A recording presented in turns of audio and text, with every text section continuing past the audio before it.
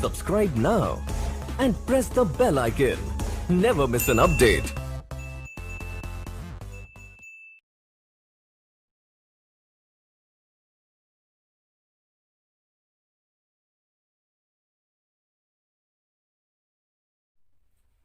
Dear students, hope that you all are fine.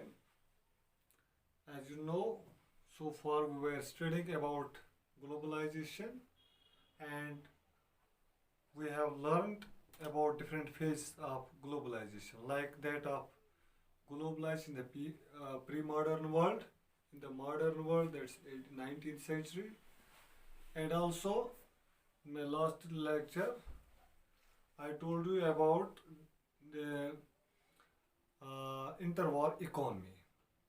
So, my today's topic is the post-war economy or rebuilding a world economy, the post-war era.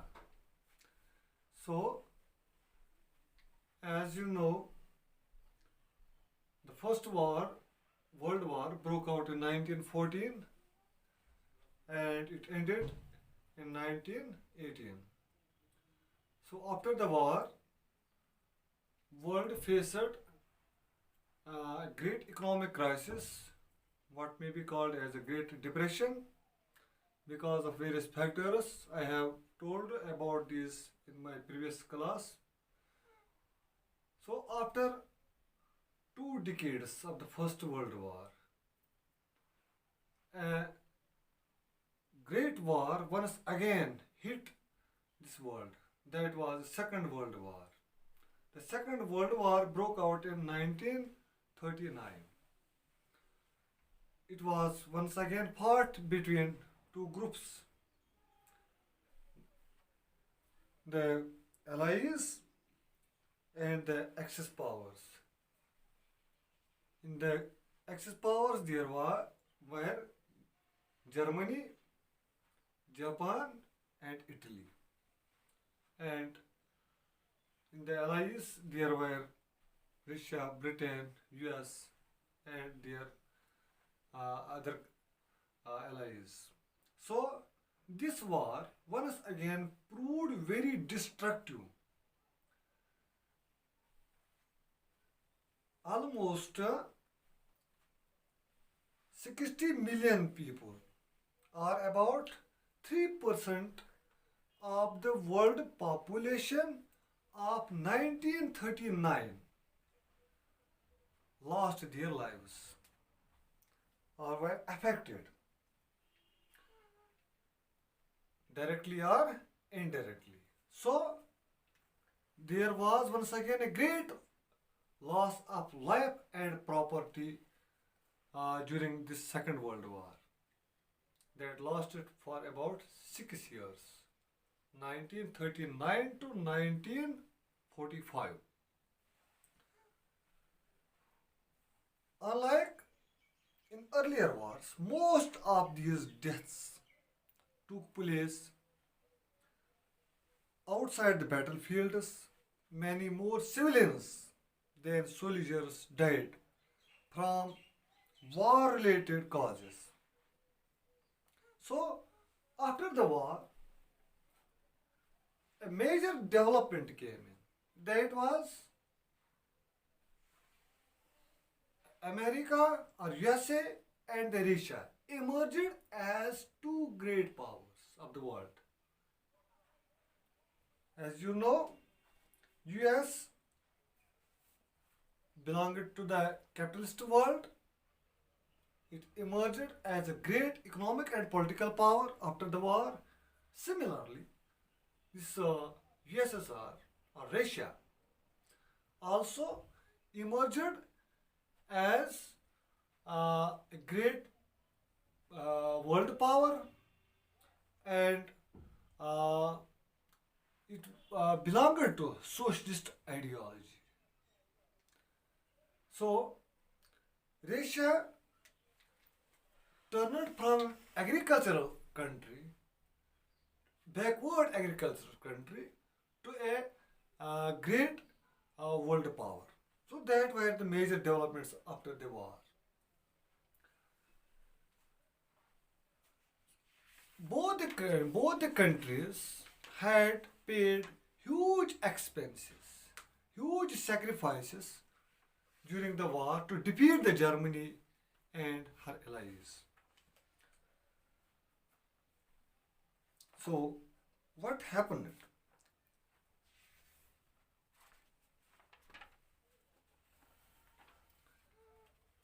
After the war, world economies were shaken like during the previous war. So there was a need to reconstruct the world economies once again, because now the economists or the politicians had learned a lot of lessons from these wars. Now they were thinking about the rebuilding of the world economies. What lesson they had learned from the wars was, first, an industrial society based on mass production cannot be sustained without mass consumption. As you know, there was a tremendous industrial growth, mass production during 1920s, but when people had no family incomes, this production proved to be waste because people could not buy them. So industries collapsed. That's why economists and politicians learned a lesson that for mass production there should be mass consumption. But how the mass consumption could happen? For the mass consumption, there should be a stable income. As you know, if you recall, during the war, or the First World War, I am talking about, people were provided temporary jobs to meet out the demands of the war. But after the war, they lost their jobs. So the standard of the people went very low and the families lost the income. So now that was the second lesson. What economists and politicians have learned was, for mass consumption there should be stable income. For stable income there should be full employment, not temporary employment, not temporary jobs. Also, one more lesson that the economists or the politicians learned was, only marketers could not control these fluctuations or economies. There should be government should control over the markets, and only then they could provide employment to the people. So the main aim of the post-war reconstruction, rebuilding, was to create a system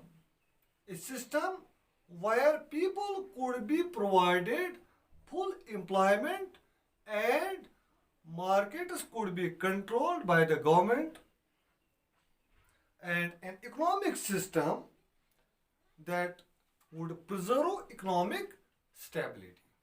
So that was the main aim of post-war reconstruction.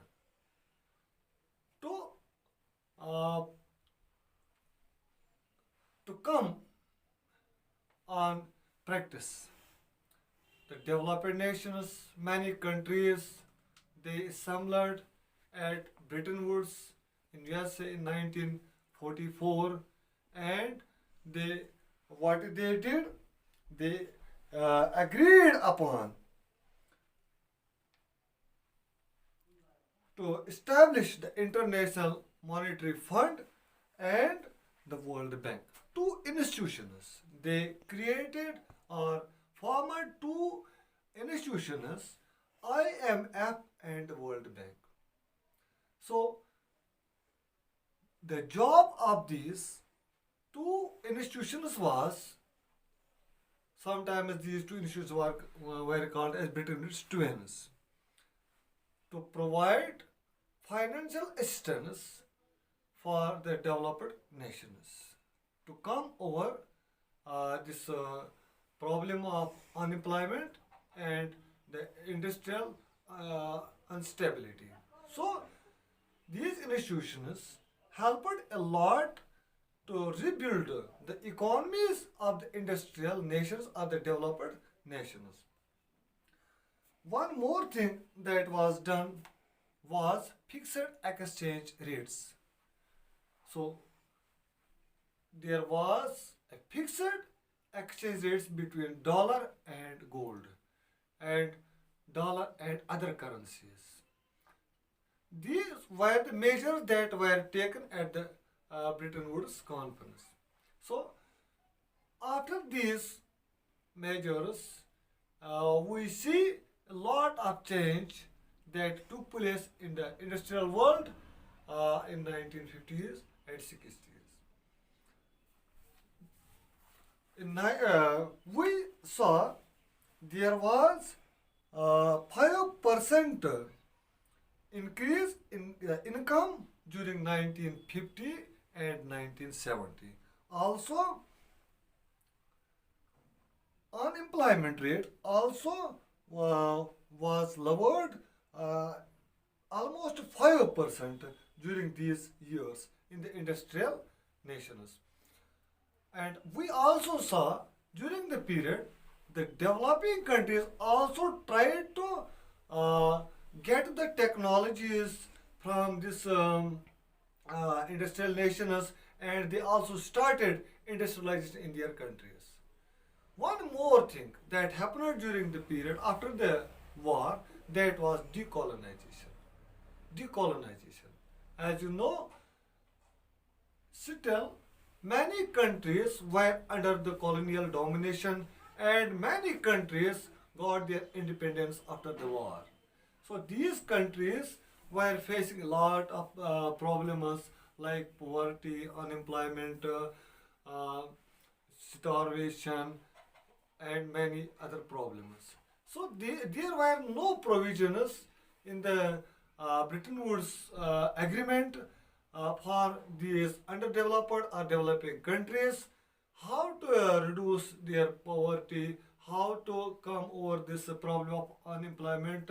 So these countries, and still one more thing, the resources of these countries, even after getting independence, were utilizing by these developing countries because they were mostly dependent upon these countries for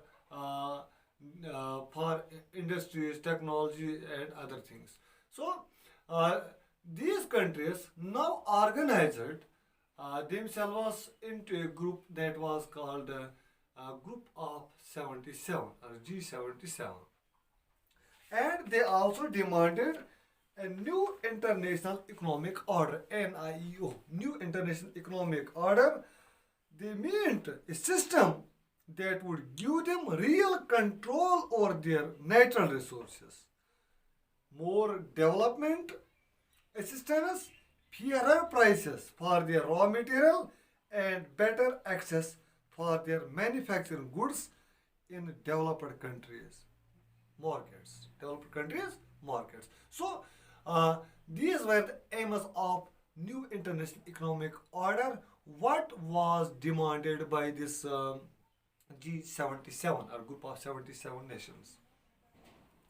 So we saw after the war there was also end of this fixed exchange rate that was agreed upon during this Bretton Woods agreement a Bretton Woods conference. So that was also once again this fixed exchange rate वो खत्म हो गया. During from 1960s we saw the rising costs of uh, overseas involvement of this US weakened. They weakened US finances and competitive strength. The US dollar now no longer commanded confidence as the world principal currency. It could not maintain its value in relation to gold. This eventually led to the collapse. This eventually led to the collapse of the system of fixed exchange rates and the introduction of a system of floating exchange rates. So from mid 1970s, the international financial system also changed uh, in important ways. Earlier, developed countries could turn to international institutions for loans and development assistance. Now they were forced to borrow from Western commercial banks and private lending institutions. This led to periodic debit crisis in developing world and lower incomes and increased poverty, especially in Africa and Latin America. So one more thing that we noticed 1970 that was the coming of MNCs, multinational companies. Now after the end of this fixed exchange rate system, so there was this multinational companies emerged. They relocate themselves towards the developing countries because there was abundant unemployment. Now people in developing countries also get jobs because of these MNCs, and also they enjoyed variety of goods from different countries. So MNCs joined different countries, different economies among themselves. With the result, a world economy took shape after 1970s. With that, I would like to end this chapter. Thanks very much.